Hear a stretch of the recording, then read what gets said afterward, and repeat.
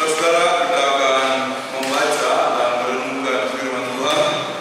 Sebelum kita membaca dan merenungkannya, mari kita rendahkan hati, kita berdoa, mohon bimbingan Roh Kudus. Kita berdoa.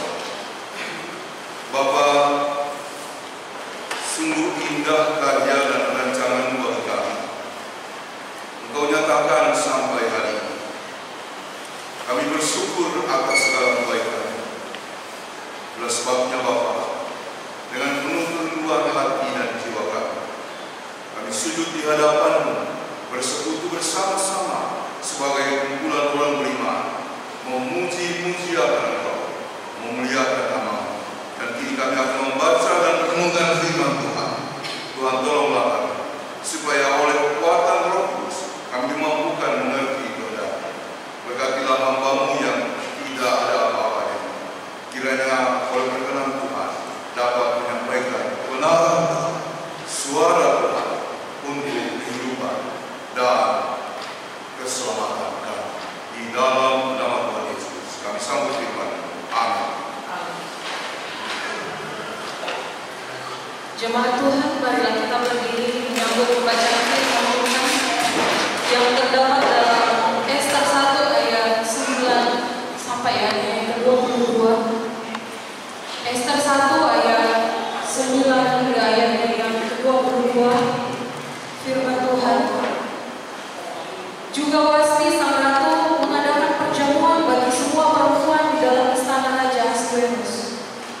Pada hari yang ke-7, ketika Raja riang gembira hatinya karena minum anggur, bertitalah Baginda kepada Mehuman, Bisa, Harbona, Bigta, Abagta, Setar, dan Karkas, yang ke-7 sida-sida yang bertugas di hadapan Raja Ahasverus, supaya mereka membawa Wasti sang ratu dengan memakai mahkota kerajaan menghadap raja untuk memperlihatkan kecantikannya kepada sekalian rakyat dan pembesar-pembesar, karena sang ratu sangat elok rupanya. Tetapi Ratu Wasti menolak untuk menghadap menurut titah raja yang disampaikan oleh sida-sida itu, sehingga sangat geramlah raja dan berapi-apilah murkanya. Maka bertanyalah raja kepada orang-orang arif bijaksana, orang-orang yang mengetahui kebiasaan zaman, karena demikianlah biasanya masalah-masalah raja dikemukakan kepada para ahli undang-undang dan hukum. Adapun yang terdekat kepada Baginda ialah Karesna, Setar, Admata, Tarsis, Meres, Marsena, dan Memuka, ke-7 pembesar Persia dan Media, yang boleh memandang wajah raja dan yang mempunyai kedudukan yang tinggi di dalam kerajaan. Tanya raja, apakah yang harus diperbuat atas Ratu Wasti yang menurut undang-undang, karena tidak dilakukannya titah Raja Ahasverus yang disampaikan oleh sida-sida? Maka sembah memukan di hadapan raja dan pembesar itu. Wasti sang ratu bukan bersalah kepada raja saja, melainkan juga kepada semua pembesar dan segala bangsa yang di dalam segala daerah Raja Ahasverus. Karena kelakuan sang ratu itu akan merata kepada semua perempuan, sehingga mereka tidak menghiraukan suaminya apabila diceritakan orang. Raja Ahasverus menitahkan supaya Wasti sang ratu dibawa menghadap kepadanya, tetapi ia tidak mengerti.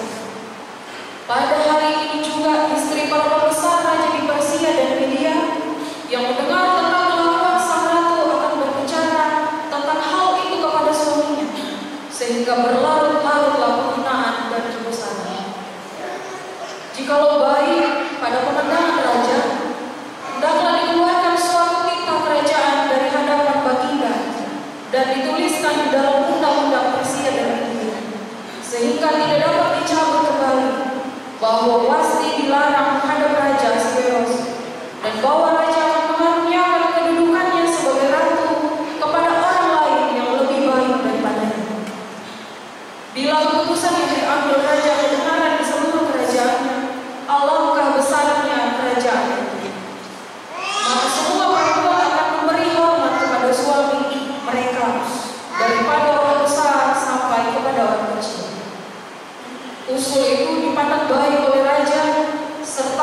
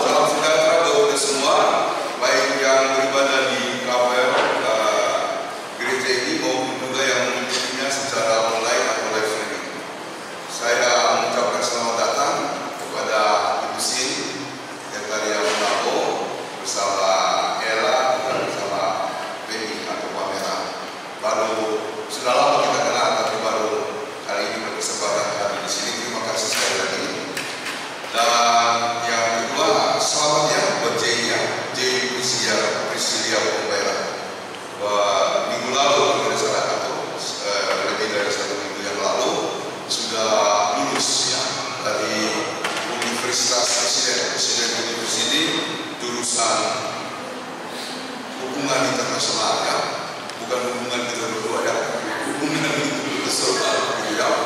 Selamat datang juga buat Abed ya, Abed Enrico ya, Anda yang lagi mempersiapkan diri untuk berangkat lagi berlayar ya.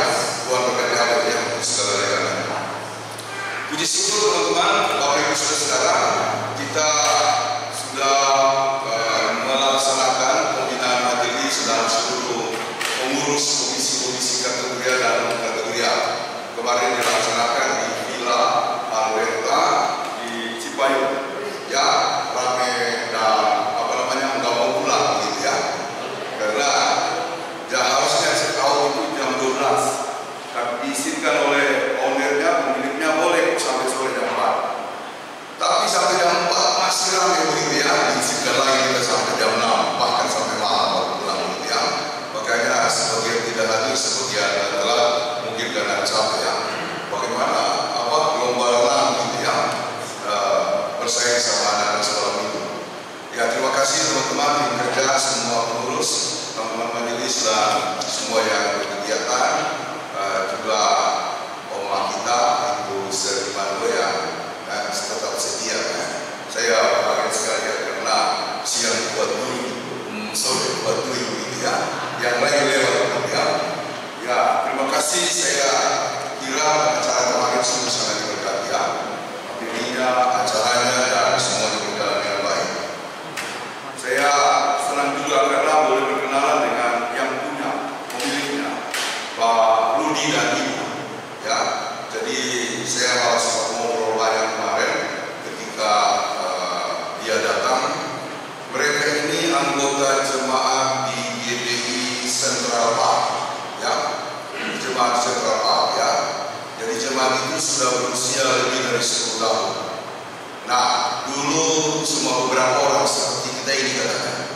Pendetanya pendeta Yusias ya, sekarang berapa? Ribuan. Saya bayangkan di KSD dunia ya, ya begini dulu nanti ribuan begini kan, nanti ribuan. Mereka sudah membeli lantai 5 atau 6, saya lupa, harganya 40 miliar ya. Jadi mereka bersemangat. Saya bilang, banyak ini duitnya Pak. Oh bukan, jangan mulai dari uang Pak, jangan, mulai dari kesetiaan melayani. Kaget saya ya, selama ini di pikiran saya 5M gitu ya, pembangunan kan sudah putuskan 5M gitu ya. Ternyata harus mulai dari kesetiaan secara bertahap ya. Kebaktiannya berapa kali? 6 kali, jam 9, jam 11, jam 1, jam 3, jam 5, jam 7 malam penuh. Tapi yang selalu penuh itu jam 9, jam 1 dan jam 3 ya. Bayangkan saudara, mulai dari kesetiaan. Tetapi saya coba baca, kira-kira apa yang menarik? Pikirkan pelayanan itu sebagai tugas yang sungguh sangat mulia dan terhormat dari Tuhan. Tugas yang sangat mulia dan terhormat dari Tuhan. Pegang itu Pak. Jangan remehkan pekerjaan pelayanan. Tuhan akan memperjalan. Jadi yang kedua dia bilang, mungkin boleh ganti baterai.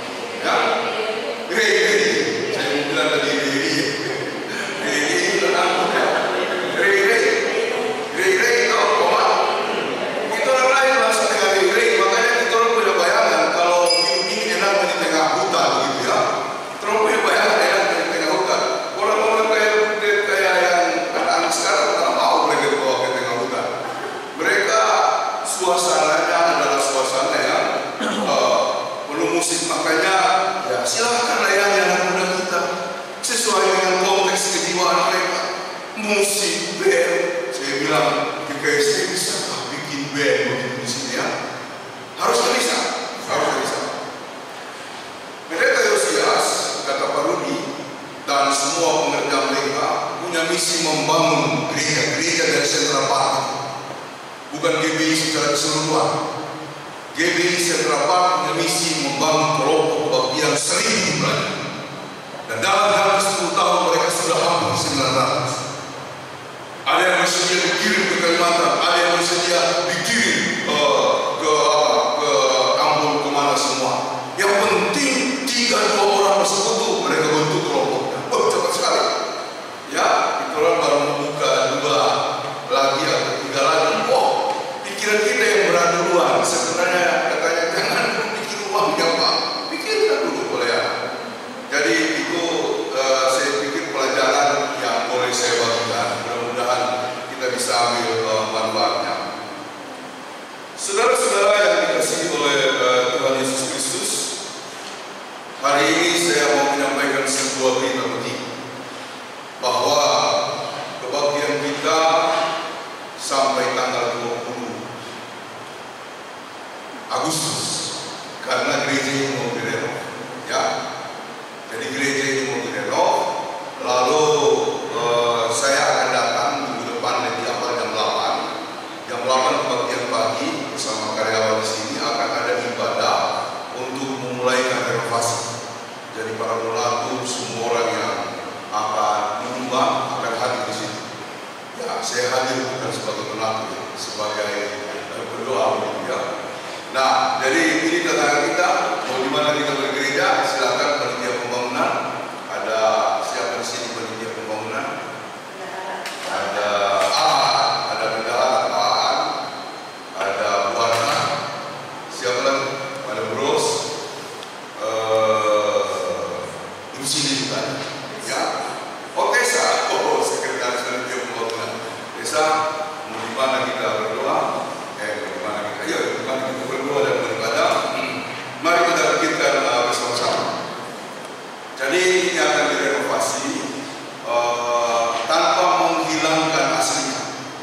Ya, akan dibuat, saya dengar dulu informasinya akan dibuat modern, akan pakai AC, tapi tidak menghilangkan kaca-kaca yang sangat berharga ini. Ya.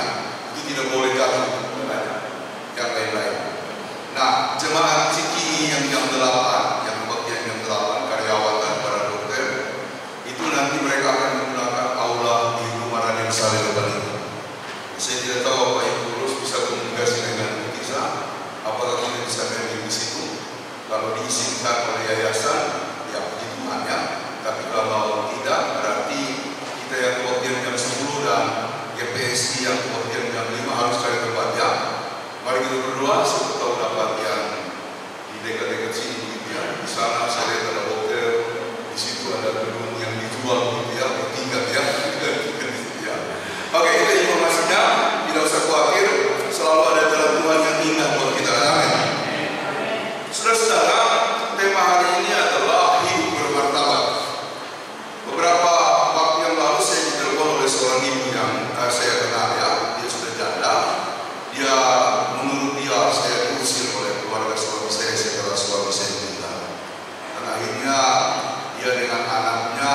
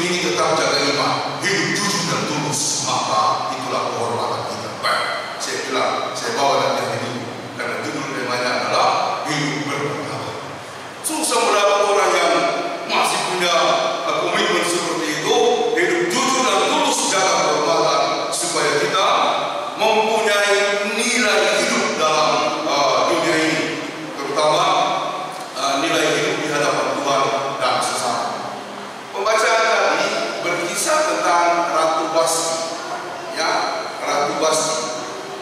Dikisahkan bahwa ada seorang raja di Persia. Persia ini sekarang itu Iran dan Iran. Ya, Iran dan Iran. Terutama Iran itu adalah bangsa yang punya harga diri tinggi. Karena mereka sudah berbudaya tinggi sejak ribuan tahun yang lalu. Itu Iran. Makanya dosen Persia, orang Iran itu dia kalau memang gagah ya, baik yang bapak maupun ibu, bapaknya gagah, ibunya cantik. Mereka cakap penampilan. Mau ngajar dari kelas kecil, dia pakai jas. Saya bilang luar biasa, ya. Dia bilang dalam bahasa Persia yang saya mulai tangkap waktu itu, kami begini karena kami menjaga siapa yang kami ada. Ya kan? Kami menjaga siapa yang kami ada. Makanya kalau saya pimpin saya harus pakai jas, karena saya menghormati dan menghargai jemaat yang saya ada. Ada teman saya pendeta di suatu tempat tersinggung karena jemaatnya bilang begini, Pak, kalau bapak saya rapi dong, minimal dasi begitu kan? Tapi emang kenapa kalau saya pakai lengan baju biasa, tapi lengan pendek waktu itu, makanya dia begini. Kenapa kalau saya pakai baju biasa lengan pendek? Yang penting rapi. Dia tidak menghargai jemaatnya. Justru kalau ada pasukan seperti itu penting karena jemaat melihat kita. Jadi saudara, Raja Ahasuerus adalah raja Persia, bukan raja Israel. Tapi Tuhan pakai dia untuk kepentingan orang-orang Israel. Ada beberapa kali Tuhan menggunakan raja di luar kelompok Israel untuk membentuk orang-orang Israel. Dan memang itulah Tuhan. Kalau orang yang disebut umatnya tidak taat, dia akan pakai dari luar. Kalau orang GKST tidak menghargai GKST-nya, Tuhan akan pakai dari luar. Maka saya tidak khawatir soal menghadir satu atau tiga, saya tidak khawatir. Pasti Tuhan kirim, yang penting kita sedia. Nah, Raja Ahasuerus ini memerintah 500 tahun sebelum Masehi. Jadi kalau dihitung dari sekarang 2523 tahun usia. Waktu itu sudah hebat, ya, sudah hebat bangsa-bangsa itu. Nah, dia memang raja yang terkenal. Kalau dalam sejarah umum dia dikenal dengan sebutan Raja Xerxes. Itu raja juga yang hebat, ya, raja terkenal. Saudara-saudara, dia memerintah dari India sampai Ethiopia, luas kerajaannya, ya, India sampai Ethiopia. Saya membayangkan kenapa tidak disebut dari Indonesia sampai Ethiopia, ya, dari Indonesia sampai Ethiopia. Tapi sebenarnya ada kaitan dengan Indonesia. Ada kaitan dengan Indonesia. Kalau kita membaca sejarah umum mengenai pembangunan Bait Allah yang dilakukan oleh Raja Salomo, ada yang disebut emas, ya, ada emas dari daerah Ofir. Nah, orang mengatakan ini India, tapi para pakar mengatakan tidak ada emas yang bagus di India, tidak ada. Emas yang bagus pada zaman Salomo itu ada di mana? Di Pulau Emas. Di mana Pulau Emas? Di Sumatera. Jadi Sumatera sudah mengirim emasnya, dan itu dibenarkan oleh Pak Dr. Bambang Unsena karena dia khusus mendalami hal ini. Jadi dia bilang nggak ada. Dia bahkan sudah pernah pergi ke India dan melakukan komunikasi. Nggak ada emas di kami. Pakar-pakar India bilang nggak ada. Kan adanya di Indonesia. Indonesia kan dikenal dengan Pulau Emas, yaitu di Sumatera. Ya, jadi kalau tadi dikatakan bahwa dia memerintah dari India sampai ke Ethiopia, sebenarnya kata India itu mewakili negara-negara yang ada sampai di Indonesia, karena Indonesia waktu itu belum punya nama. Nusantara pun belum dikenal. Nah, Majapahit sudah mulai berkuasa pada zaman itu dan sangat terkenal, ya. Jadi hubungan mereka sudah sangat luar biasa. Oke, langsung kepada poin pentingnya. Raja Ahasuerus punya ratu yang sangat cantik. Kalau saya baca bahan-bahan mengenai ratu ini, oh cantiknya luar biasa, cantik sekali, ya kan? Saya melihat orang-orang di sini cantik-cantik.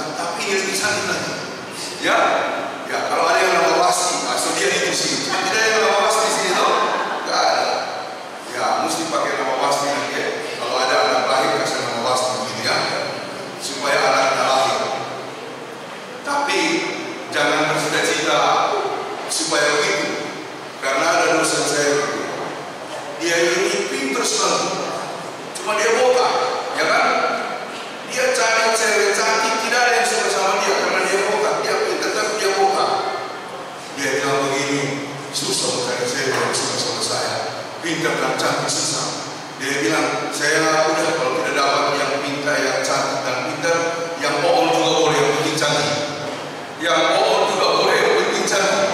Supaya nanti kalau anakku lahir, pintar kayak bapaknya, cantik kayak mamanya. Nah, menikahlah mereka, dan ternyata waktu anaknya yang lahir, berbalik begitu ya. Nah, apa? Bohong kayak mamanya, mukanya kayak bapaknya, bukan begitu jelek gitu ya. Jangan sekali-kali merancang seperti itu ya. Saudara-saudara, jadi Raja Ahasveros mengangkat atau memilih Wasti menjadi ratu. Dia menjadi sekali.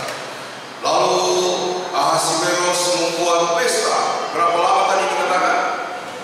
180 hari. 6 bulan pesta. Ya, pesta. Kita pernah melihat pesta yang 1 hari, Padunggu, ya kan? Kalau di Sulawesi Tengah itu Padunggu dari pagi sampai malam, semua orang datang. Itu pesta rakyat. Bukan cuma 1 hari yang dilakukan oleh Ahasveros, 160 hari. Bayangkan dia mengeluarkan uang berapa banyak. Dan sesudah 160 hari, sesudah 6 bulan pesta rakyat, dia menjamu para tamu-tamu yang dihormati selama 7 hari. Jadi ada 7 hari lagi dia menghormati tamu-tamu. Nah, disitulah lalu kemudian dia ingin memamerkan. Dia ini suka pamer ya. Kalau saya baca data-data, bukan cuma pamer kekayaan, dia pamer juga hal-hal yang lain. Dan pada puncaknya, dia ingin memamerkan istrinya yang sangat cantik itu yang disebut Ratu Wasti. Ketika sida-sida, ada 7 nama-nama sida tadi ya. Saya lihat di nama-nama tidak ada nama-nama Indonesia. Ada nama-nama kayak Seta, itu India ini ya. Jadi dulu orang-orang sudah diambil dari mana-mana ya. Belum ada nama-nama dari Indonesia. Maka dikirimlah itu sida-sida itu sebagai pelayannya memanggil Ratu Wasti untuk tampil.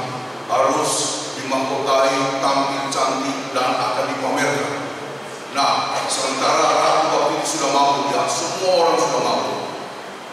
Apa yang dijawab oleh Ratu Wasti? Saya tidak mau. Saya punya harga diri. Masa saya dipamerkan kayak apa? Emang saya siapa? Saudara-saudara, akhirnya raja marah, lalu kemudian dia meminta nasihat. Walaupun marah dia tidak otoriter. Dia meminta nasihat kepada para ahli hukumnya. Ada 7 lagi ahli hukumnya. Saya baca 7 ahli hukum tadi tidak ada nama-nama Indonesia. Masih ada nama-nama kayak dari India dan lain sebagainya. Nah, menurut para pakar hukum itu, Bapak harus memecat dia. Karena kalau Bapak tidak melakukan tindakan ini, orang-orang di negeri kita terutama para ibu-ibu akan melawan kami sebagai suami-suami. Coba bayangkan gitu ya. Begitu alasan yang disampaikan oleh para ahli. Dan singkat cerita, akhirnya Wasti dipecat. Dan kemudian kalau kita ikuti pembacaan selanjutnya, maka kita mengetahui yang diangkat sebagai ratu baru adalah Esther. Esther adalah orang Ibrani, orang Yahudi, pamannya Mordekai. Dalam pergulatan dia sebagai seorang ratu, dia berani memperjuangkan negaranya, bekerja sama dengan Mordekai. Karena Haman, salah satu tangan kanan dari Raja Ahasveros, itu nggak suka orang Ibrani, nggak suka orang Yahudi, bahkan dia punya rencana untuk menghabisi si Haman, termasuk si Esther. Lalu kemudian Esther memperjuangkan negaranya. Dan Tuhan berikan iman. Saudara-saudara, saya mau mengambil satu hal soal harga diri dari si Wasti. Memang secara alkitabiah pilihan harus jatuh kepada Esther, sebab itu jalan Tuhan. Oke, itu clear. Tapi saya ingin mengambil satu hal dari Wasti, harga diri. Saudara-saudara, pertanyaannya adalah harga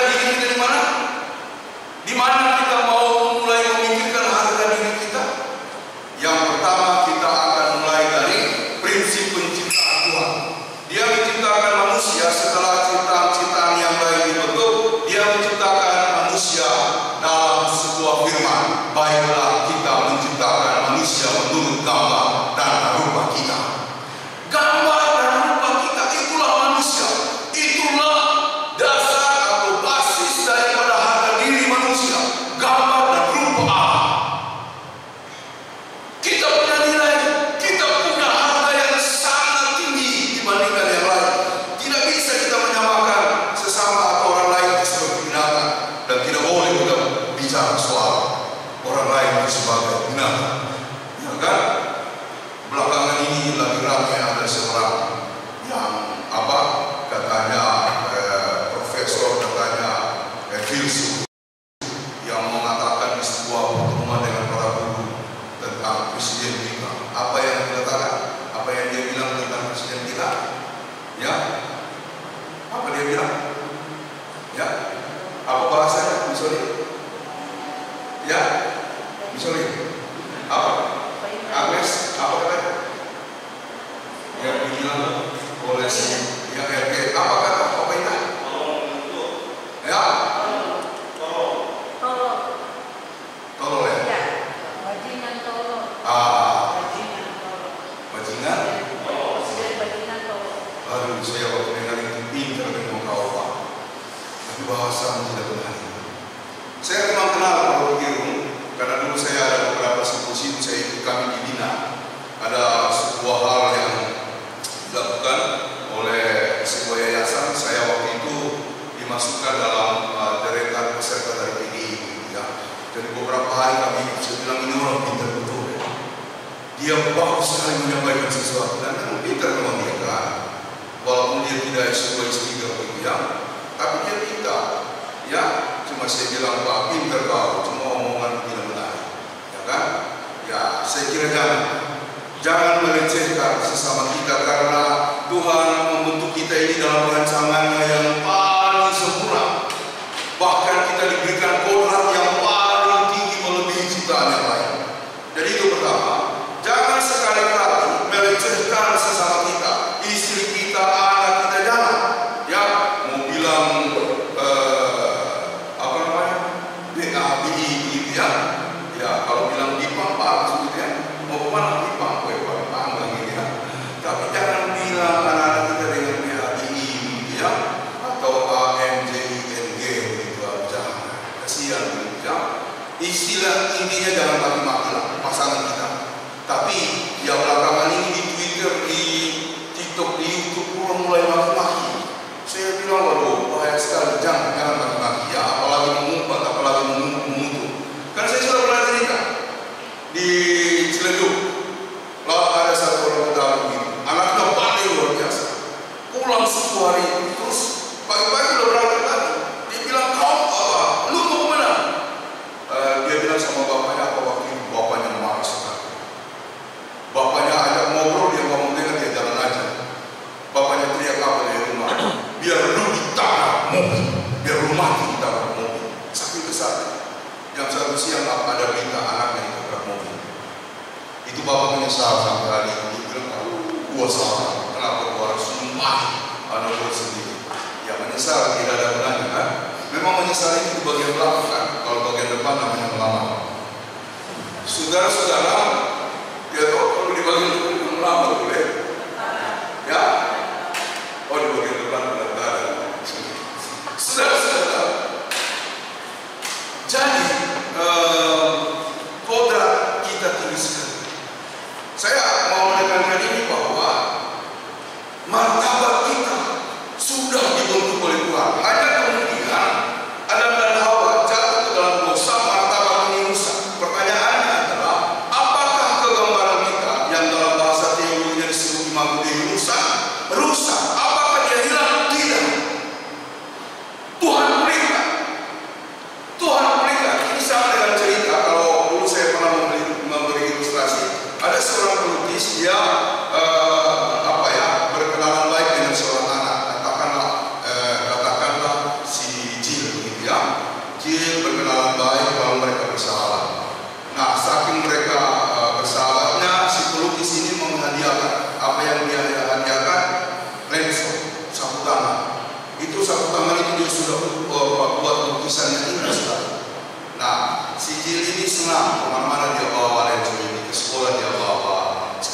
ada pelajaran melukis di sekolahnya Sijil, dia simpan lensa itu, dia mulai melukis di kanvas. Tahu-tahu dia nyenggol tinta dari cairan dari catnya numpah ke atas lensa yang merupakan hadiah dari pelukis yang dia sukai, rusak. Akhirnya dia pulang sekolah, dia pergi kepada pelukis itu.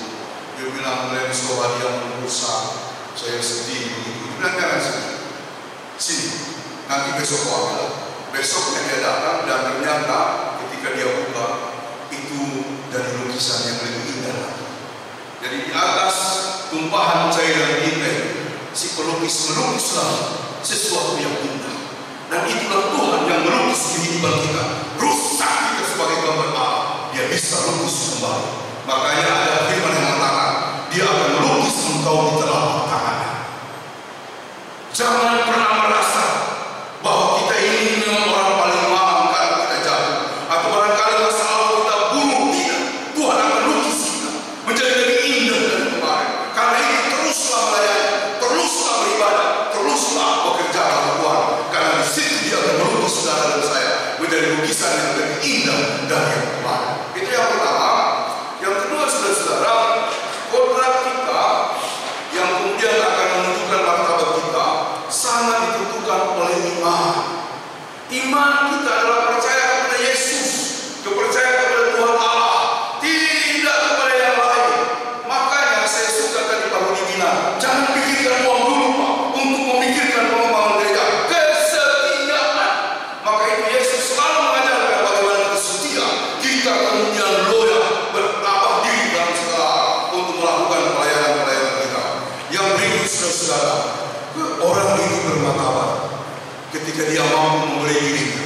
Saya pernah membaca buku tentang eksistensi manusia. Harga diri ada pada bagaimana engkau hadir bagi orang lain, bukan orang lain hadir untukmu. Tanyalah, saya ini berguna atau tidak bagi orang lain. Mulailah bertanya, karena kehidupan kita akan dibingkai oleh apa yang kita lakukan bagi orang lain.